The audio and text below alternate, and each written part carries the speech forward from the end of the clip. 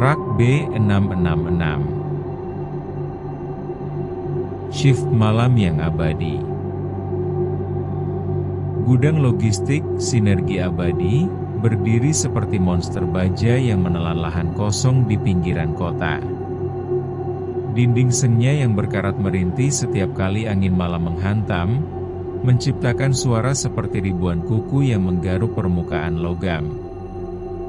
Di sini, waktu tidak diukur dengan matahari, melainkan dengan bunyi conveyor belt yang tak pernah berhenti dan cahaya lampu neon yang berkedip-kedip kusam, memberikan rona pucat pada wajah para pekerjanya.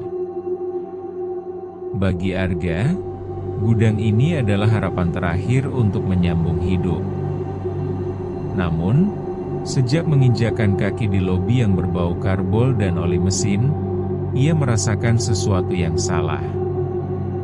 Udara di dalam gudang itu terasa lebih padat, seolah-olah setiap oksigen yang ia hirup sudah pernah melewati paru-paru sesuatu yang bukan manusia. Suara mesin konveyor kembali menderu. "Tugasmu sederhana, Arga," ujar Pak Basuki, kepala gudang yang matanya selalu tampak merah, seolah ia tidak pernah tidur sejak dekade lalu. Rak-rak di sektor B bagian belakang sudah berantakan. Atur ulang, catat kode barangnya, dan pastikan tidak ada yang tertinggal di luar rak saat shift berakhir jam 4 pagi. Pak Basuki menyodorkan sebuah denah tua yang dilaminasi. Kertasnya sudah menguning. Arga memperhatikan denah itu. Sektor B berakhir pada rak B100. "Pak, di denah cuma sampai B100. Tapi tadi saya lihat lorongnya panjang sekali," tanya Arga. Pak Basuki berhenti mengunyah sirihnya. Ia menatap Arga dengan pandangan yang membuat bulu kuduk pria muda itu berdiri. "Jangan pergi lebih jauh dari yang ada di kertas. Jika kau melihat nomor yang tidak ada di sini, balik badan. Jangan penasaran. Rasa penasaran di gudang ini harganya nyawa." Shift malam dimulai. Arga berjalan menyusuri lorong B dengan hand pallet di tangannya. Suara roda besi yang beradu dengan lantai semen yang retak menggema di seluruh ruangan yang luas. Satu persatu lampu sensor di langit-langit menyala saat ia lewat, dan padam kembali di belakangnya, meninggalkannya dalam kegelapan yang mengejar. B10, B20, B50. Semakin dalam ia masuk, suhu udara turun drastis. Arga bisa melihat uap napasnya sendiri. Bau wangi melati yang samar mulai bercampur dengan bau karet terbakar. Saat ia mencapai rak B100, ia seharusnya menemukan tembok pembatas. Namun, di depannya, lorong itu terus memanjang, tertutup kabut tipis yang keluar dari pipa pendingin yang bocor.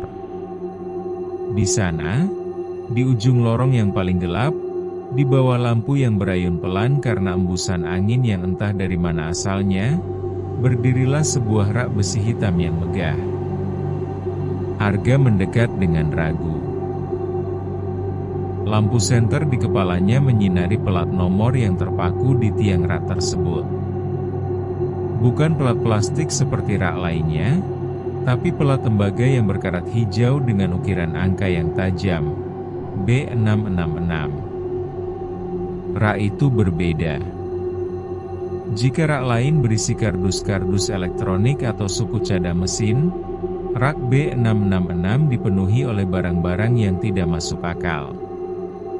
Di baris pertama, ada deretan toples kaca berisi cairan formalin dengan sesuatu yang menyerupai potongan kain kafan di dalamnya.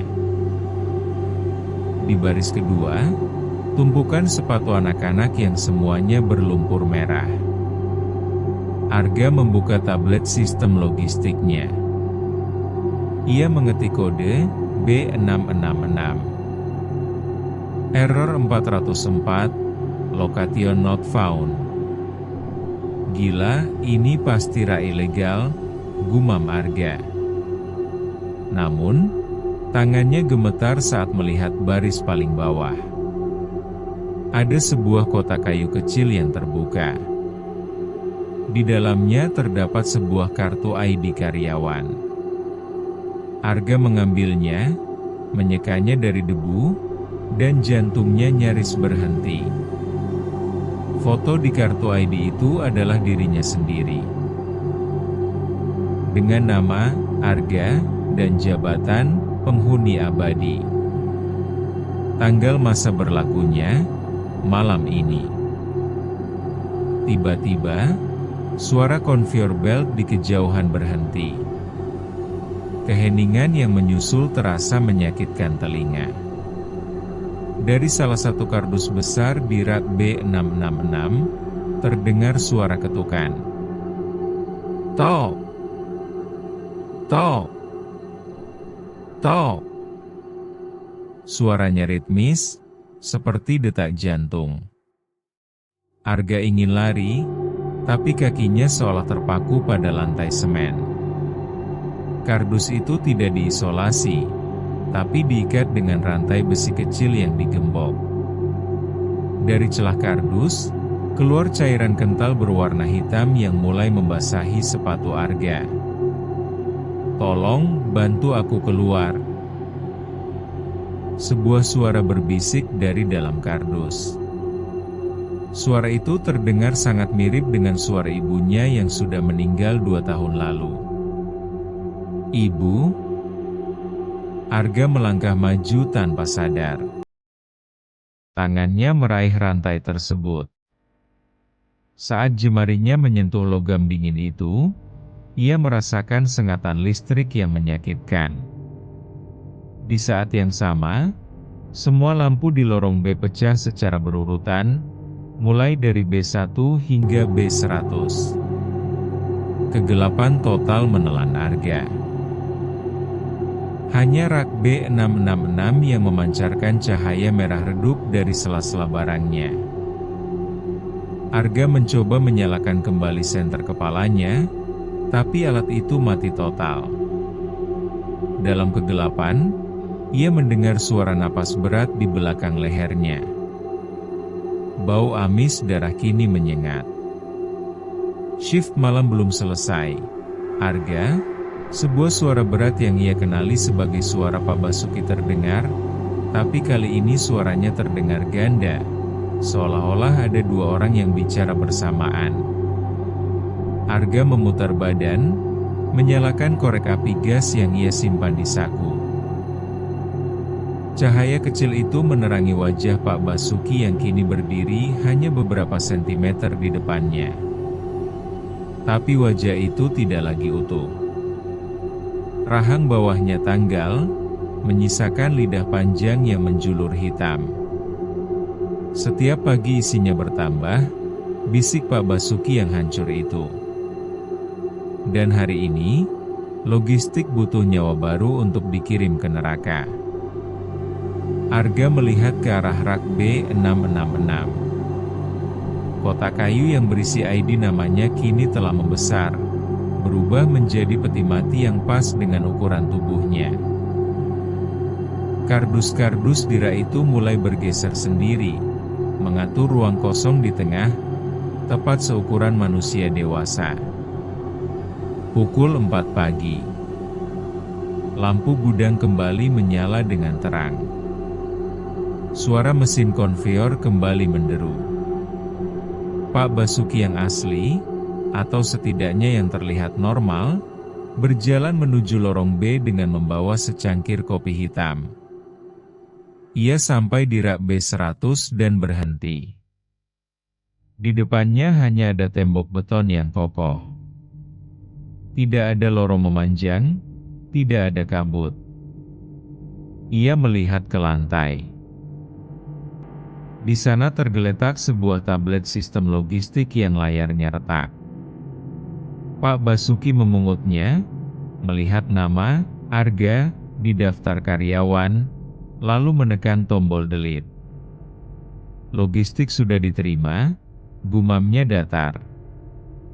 Di balik tembok beton itu, di sebuah dimensi yang tidak terdeteksi sistem, Arga sedang menggedor-gedor dinding kardus, berteriak tanpa suara. Sementara sebuah label pengiriman ditempelkan di dahinya. Rak B666. Tujuan, keabadian. Arga kini terjebak di lorong yang tak seharusnya ada, di hadapan rak B666 yang lapar akan nyawa. Apakah ia akan menjadi stok terbaru di gudang terkutuk ini? Atau adakah rahasia lain di balik hilangnya Arga dari sistem logistik? Jangan biarkan Arga menghadapi kegelapan sendirian. Klik subscribe dan nyalakan loncengnya sekarang agar kalian tidak ketinggalan saat pintu beton sektor B terbuka kembali.